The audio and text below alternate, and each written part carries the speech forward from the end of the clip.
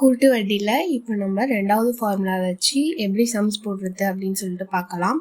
மக்கள் தொகை அதிகரிப்பு, மக்கள் தொகை குறைவு, இல்லை வண்டி தேய்மானம், அப்படி இல்லை அப்படின்னா 2012 இவ்வளோ மக்கள் தொகை இருந்தது, அந்த மாதிரி சம்ஸ்லாம் கேட்டாங்கன்னா நம்ம இந்த ஃபார்முலா யூஸ் பண்ணலாம். ஒன்றும் இல்லை, காம்பவுண்ட் இன்ட்ரெஸ்டில் just P1 + R/100 whole power n, அதை அதிகரிப்பு அப்படின்னா ப்ளஸ் போட போகிறோம், குறைவு அப்படின்னா P1 - R / 100 whole power n. அவ்வளோதான். ப்ளஸ் ஆர் மைனஸ் தான் டிஃப்ரென்ஸு. நம்ம கொஷின் பேஸ் பண்ணி எதுக்கு ப்ளஸ் வரணும் எதுக்கு மைனஸ் வரணும் அப்படின்னு சொல்லிட்டு பார்க்கலாம். வளர்ச்சி வீதம் கொடுக்கப்பட்டால் செல்களின் வளர்ச்சியை காண பயன்படுகிறது. இயந்திரங்கள், வாகனங்கள், பயன்பாட்டு உபகரணங்கள் போன்றவற்றுகளின் தேய்மான மதிப்புகளை காண பயன்படுகிறது. இதுலேயே பார்த்துக்கோங்க, ஃபர்ஸ்ட்டுக்கு ப்ளஸ் வரும். இயந்திரம், வாகனம்லாம் நமக்கு என்ன ஆகும், 1 இயர் 2 இயர்லாம் போயிடுச்சுன்னா தேய்மானம் அடைஞ்சிக்கிட்டே வரும்ல, அப்போ P1 - R/100 whole power n formula நம்ம யூஸ் பண்ண போகிறோம். ஃபார்முலா பேஸ் பண்ணி ஃபர்ஸ்ட் சம் போட்டுடலாம். இரு சக்கர வாகனம் ஒன்றின் விலை 2 ஆண்டுகளுக்கு முன் 70,000 இருந்தது. அதன் மதிப்பு ஆண்டுதோறும் 4% குறைகிறது. அதன் தற்போதைய மதிப்பை காண்க அப்படின்னு சொல்லியிருக்காங்க. இதில் நமக்கு என்ன ஒரு க்ளூ இருக்குன்னா, ஆண்டுதோறும் 4% குறையுது. அப்போ குறையுதுனாலே நம்ம அங்கே என்ன பண்ண போகிறோம்னா மைனஸ் ஃபார்முலாவை தான் யூஸ் பண்ண போகிறோம். So P1 - R / 100 whole power n. இங்கே Pன்றத அசல் 70,000 எடுத்துக்க போகிறோம். R 4%. அந்த வண்டி வாங்கி எவ்வளோ ஆண்டுகள் ஆகுதுன்னா 2 ஆண்டுகள். இப்போ ஃபார்முலா அப்ளை பண்ணிக்கலாமா? அப்ளை பண்ணிட்டா 70,000 × 1 - 4 / 100 ஹோல் பவர் 2. இப்போது இந்த 1ஐயும் 100ஐயும் கிராஸ் மல்டிப்ளிகேஷன் பண்ணிக்கிட்டோன்னா 100 - 4 96 96 / 100 வந்துருமா? ஹோல் பவர் 2 அப்படின்றதுனால நம்ம 2 வாட்டி பெருக்கிக்கிறோம். அதுக்கப்புறம் பார்த்தீங்கன்னா நம்ம சுருக்கிட்டோன்னா கீழே இருக்க 2 பூஜ்ஜியம், மேலே இருக்க 2 பூஜ்ஜியம் போயிடும். அப்புறம் இங்கே ஒரு 100 இருக்குது, இதில் இருக்க 2 பூஜ்ஜியமும் கேன்சல் பண்ணிடலாம். கேன்சல் பண்ணிட்டா 7 × 96 × 96. ஃபஸ்ட்டு 96 × 96 நம்ம பெருக்கிக்கலாம். பெருக்கிட்டா 9,216 வரும். அதையும் 7ஆம் வாய்ப்பாட்டில் பெருக்குனா நமக்கு 64,512. அதன் தற்போதைய மதிப்பு 64,512. ஒரு வகையான பாக்டீரியா முதலாவது 1 மணி நேரத்தில் 5% வளர்ச்சியும், இரண்டாவது 1 மணி நேரத்தில் 8% வளர்ச்சி குன்றியும், 3வது மணி நேரத்தில் 10% வளர்ச்சியும் அடைகிறது. தொடக்கத்தில் அதன் எண்ணிக்கை 10,000 இருந்தது அப்படின்னா 3 மணி நேரத்திற்கு பிறகு அதன் எண்ணிக்கை என்ன அப்படின்னு சொல்லிட்டு கேட்குறாங்க. இங்கே P 10,000 எடுத்துக்கலாம். இதுக்கு ஃபார்முலா பார்த்தீங்கன்னா 3 R கொடுத்துருக்காங்க, ABC அப்படின்னு சொல்லிட்டு.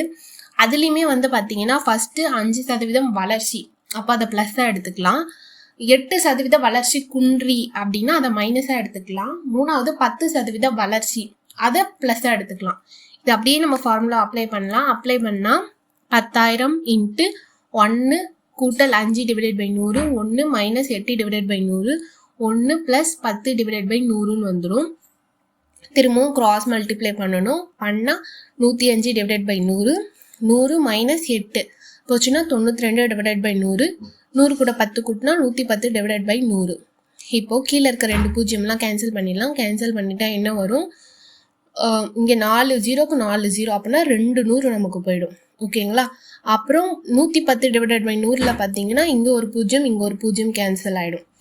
அப்படி போச்சுன்னா 105 × 92 × 11 / 10. 10யும் 105யும் 5ஆம் வாய்ப்பாட்டில் அடிக்கலாமா? I2க்கு 10க்கு 2.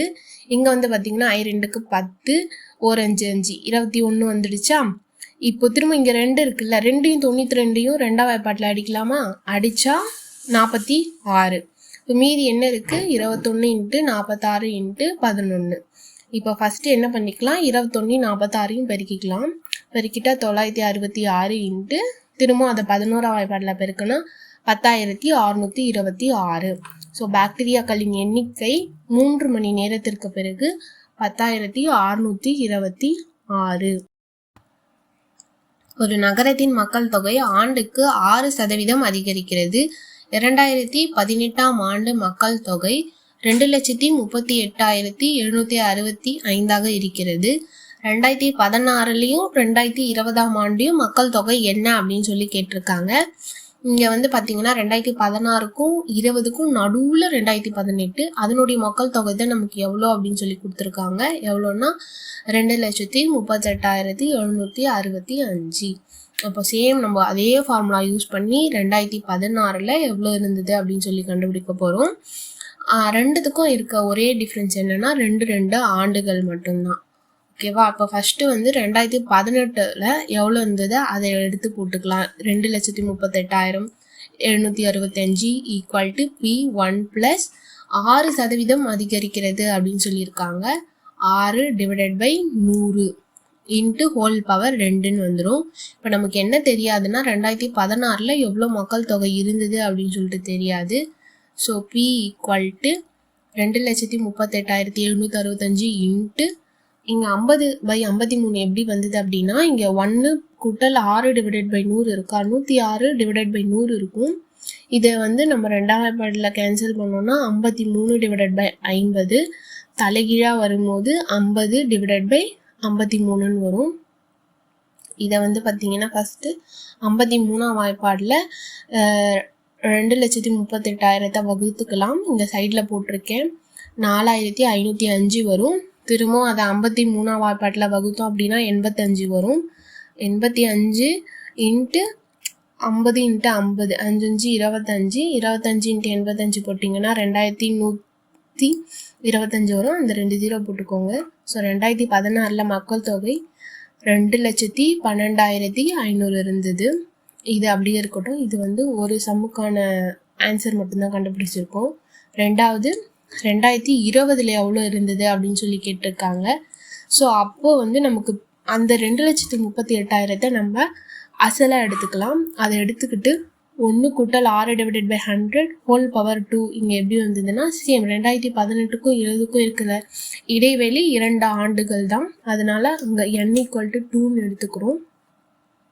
சேம் இதை பார்த்தீங்கன்னா 106 டிவைடட் பை 100 2ஆல் கேன்சல் பண்ணால் 53/50 வரும். இப்போ இதையுமே நம்ம எப்படி கேன்சல் பண்ணலாம் அப்படின்னா 2,38,765 நம்ம 5 கீழே 25 வாய்ப்பாட்டில் அடித்தோம் அப்படின்னா நமக்கு 95.506 கிடைக்கும். அதையுமே நம்ம மேலே 53 பெருக்கினீங்கன்னா 2,809 வரும். அதுக்கப்புறமா இது ரெண்டுத்தையும் பெருக்கினீங்க அப்படின்னா 2,68,276.354. ஸோ இது 5க்கு கீழே இருக்குது அப்படின்றதுனால முழு எண்ணா 2,68,276 எடுத்துக்கிறோம். ஸோ 2020க்கான மக்கள் தொகை 2,68,276.